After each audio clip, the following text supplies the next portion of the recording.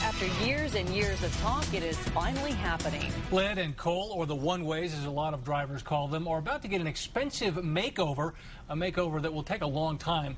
The whole idea is to get drivers to slow down between downtown and Nob Hill while sprucing things up. News 13's Ian Schwartz is live at Lead and Yale.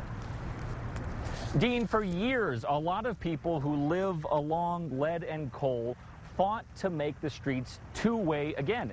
Businesses and commuters were against the idea, but in the end, these streets will remain one way. Lead and Coal are the two huge arteries leading to the heart of downtown and East Central, with UNM and Nob Hill in between. It's a lot faster. It's just more efficient altogether. Fast is right. Drivers fly down these streets, even though the signals are timed.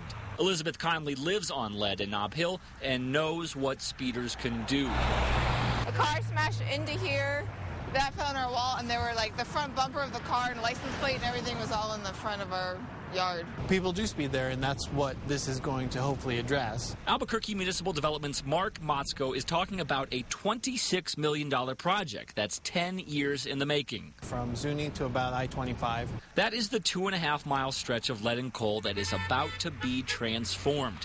Here's a rendering of the plan. We'll be actually extending the sidewalk, widening the sidewalk, making it more of a parkway feel. Both streets used to be 3 lanes, but were reduced to 2 a few years back to slow drivers down. Neighbors pushed for more, asking to make both Lead and Coal two-way streets. Keeping them one-ways and just reducing the capacity and the travel lanes to slow people down and to increase pedestrian friendliness. That work starts late next month. I know a lot of people like this area, but then they complain about Lead and Coal both going through here and how it kind of takes away from the pedestrian feel. But some drivers say there is no need to slow things down. I think having the lights set to 30 miles an hour is a pretty good way of maintaining a fair speed while still allowing traffic to flow efficiently. Timed signals or not, the work will be major, and it'll take more than a year and a half. It should take a while because it is such a large project.